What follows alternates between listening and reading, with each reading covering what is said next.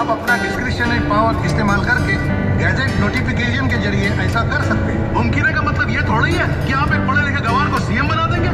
अरे पीने को तो जहर भी पानी की तरह पिया जा सकता है, लेकिन इसका मतलब ये तो नहीं कि उसे पिया ही जाए। सही बात है। तुम नहीं जानते ये राजतंत्र है। उस छोकरे ने सबके सामने टीवी पर दिखाया कि कैसे मेरी वजह से कमिश्नर ने एक्शन नहीं लिया। अब अगर मैं सबके सामने कबूल करता कि मैंने उसे ऐसा बोला था तो जूते चप्पल पड़ते अलग। अगली बार घरों में वोट मांगने के लिए जाता तो वो लोग भी मेरे मुंह पर मारते। इसीलिए मैंने नहले पे देहरा फेंका। अरे ठीक है प्रभु, लेकिन अगर उस एक दिन में उसने कुछ उथल ही कर दिया तो कुछ उखाड़ नहीं सकता जब तक उसे पता चलेगा कि सीएम को करना क्या होता है। एक दिन निकल जाएगा और लोगों के सामने मेरी इमेज बढ़ेगी कि बलराज चौहान पर किसी ने उंगली उठाई और उसने अपनी कुर्सी को लात मार दी।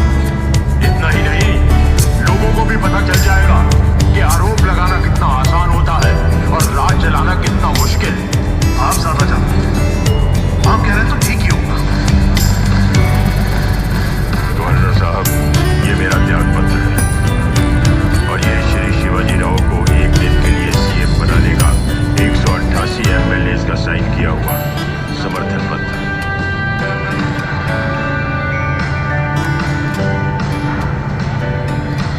मैं शिवाजी राव ईश्वर की शपथ लेता हूं कि मैं विधि द्वारा स्थापित भारत के संविधान के प्रति सच्ची श्रद्धा और निष्ठा के साथ मुख्यमंत्री के रूप में अपने कर्तव्य का शुद्ध अंतःकरण से निर्वहन करूंगा।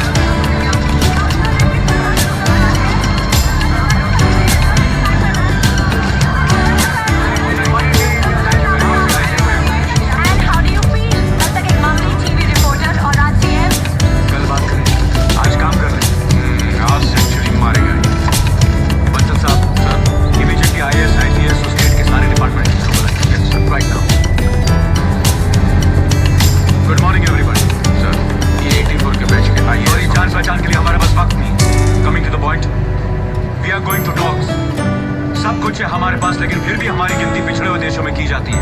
कारण 3, पहले वो लोग जो ईमानदारी से अपना काम नहीं करते, दूसरे वो लोग जो ईमानदारी से काम करने वाले को रोकते, और तीसरे वो लोग जो अपनी पोजीशन, अपनी अधिकार का गलत फायदा उठाते हैं। हर गैर कानूनी काम करने वाला कानून से बचने के लिए या तो चमचागिरी करता है, गुंडागर्दी करता है, रिश्वत देता है, या फिर अपनी नाजायज कमाई का थोड़ा सा हिस्सा देकर खुलेआम घूमता है।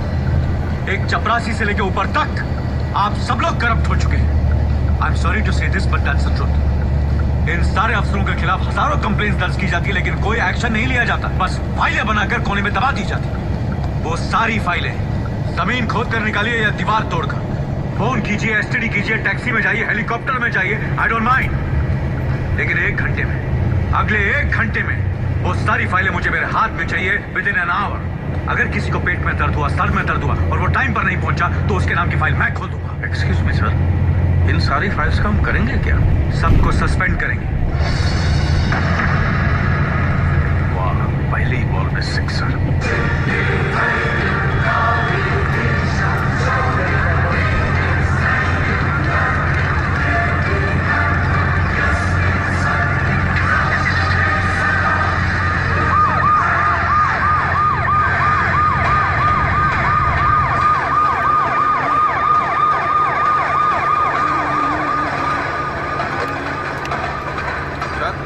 आप भी इन झोपड़पट्टी वालों में धोती, चावल और कंबल बांटने आए हैं? मेरे हिसाब से देश में झोपड़पट्टी ही नहीं होनी चाहिए। सरकार ने तुम लोगों को मकान बना कर दिया ना। हाँ साहब। तो फिर यहाँ क्यों रह रहे हो? कहाँ जाएंगे साहब, यहाँ नहीं रहेंगे तो। 2000 झोपड़े हैं, 20 मकान दिया है, अभी उसके अंदर कितना ठूसेगा साहब? इस्लाम बोर्ड का डायरेक्टर कौन है? यहीं पर था ना। अरे यहाँ कहाँ चूहे की तरह छुप रहे हो? इन सबको कितने मकान अलॉट हुए हैं? 1680 सर। ये सब क्या बोल रहे हैं? सिर्फ 20 ही मिले, बाकी सब क्या हुए? वो सर क्या है कि मिनिस्टर लोगों को दहेज में दिए होंगे, है ना सर। इन लोगों के लिए जो सरकारी जमीन अलॉट होती है उसमें आधी तो पॉलिटिशियन खा जाते हैं, बाकी की जमीन पर जो मकान बनते हैं उनमें तो 75% पर हाउसिंग बोर्ड वाले और पार्टी के लोग कब्जा कर लेते हैं। कम से कम 20-25 फ्लैट तो इन भाई साहब के पास होंगे, है ना। उसके बाद अगर कुछ बचता है तो इन लोगों को मिलता है। और ये लोग भी बड़े होशियार लोग हैं सर, जो मकान मिलते हैं उन्हें किराए पे चढ़ाकर एक और नई झुपड़पट्टी बना लेते हैं। साहब जी, तुकाराम को भी एक मकान मिला था, इसने 2000 किराए पर सरदार जी को दे रखा है। अरे आप नहीं बोलेंगे तो कब बोलेंगे? जब आप सब जानते हैं, आपने एक्शन क्यों नहीं लिया? सर आप तो जानते हैं मिनिस्टर लोग। मिनिस्टर की बात छोड़ो, आपने अपना काम क्यों नहीं किया? टाइपराइटर आ गया? तुम्हारा नाम क्या है? सर श्री वो श्रीमान वो हम सब लगा लेंगे, तुम सिर्फ अपना नाम बताओ। श्रीकांत मानिक सर। इनका सस्पेंशन ऑर्डर टाइप करो। सर ये क्या कर रहे हैं सर? सर मैं मर जाऊंगा, ऐसा मत कीजिए सर, मुझे माफ कर दीजिए। रोकिए रोकिए प्लीज प्लीज सर, प्लीज रोकिए सर। सर आप भी कुछ बोलिए सर। सर सर जल्दी टाइप कर। ये क्या कर रहे हैं सर? मैं बर्बाद हो जाऊंगा सर। तुम्हें मकान कहाँ अलॉट हुआ था? शास्त्री नगर में साहब। शास्त्री, तो मेरे साथ चलो। अच्छा कमिश्नर सर, ट्रक्स ले आइए और यहाँ जिन जिन लोगों को मकान अलॉट हुए थे उनकी झोपड़ियाँ खाली करवाइए और शास्त्री नगर ले आइए। Yes sir.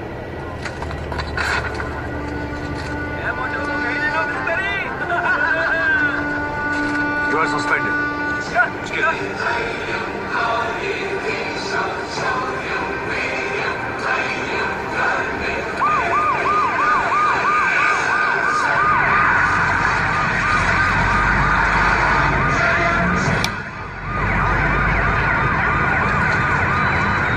ये बात साहब, आइए, ये वाला घर है।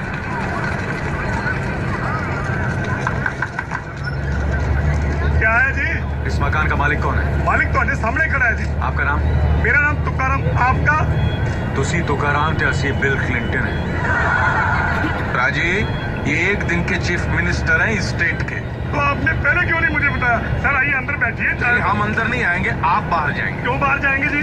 क्योंकि ये घर इस तुकाराम को अलॉट हुआ है और आप यहाँ पे गैर कानूनी ठहरे हुए हैं, समझे? और मैं क्या, हम ऐसे ही थोड़े ठहरे हैं, हम तो भाड़ा देते हैं, ऐसे ही मकान खाली कर दें क्या? अगर आप मकान हवाले नहीं करेंगे तो हवालात में बंद कर देंगे। हवालात में? सिर्फ 8 साल के लिए। 8 साल के लिए?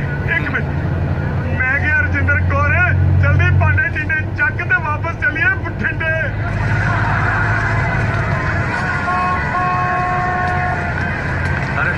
चेक करो। Yes, no outside. Right sir सबको ले आया। यहाँ जो इलीगली रह रहा है उन सबको निकालिए और इन सबको यहाँ रखिए। आज से ये सब यहीं रहेंगे। Okay sir.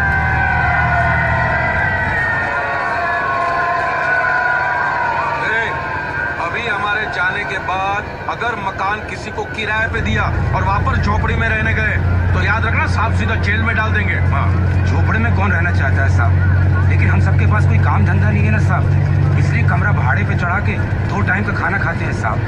अभी जैसे कमरा दिला है साहब, ऐसे कोई काम धंधा दिला तो बहुत मेहरबानी होगा साहब।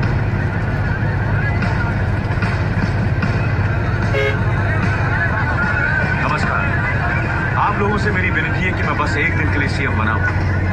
अगर आप चाहते हैं कि मैं आप लोगों का कुछ भला करूं तो सबसे पहले आप लोगों को बदलना होगा।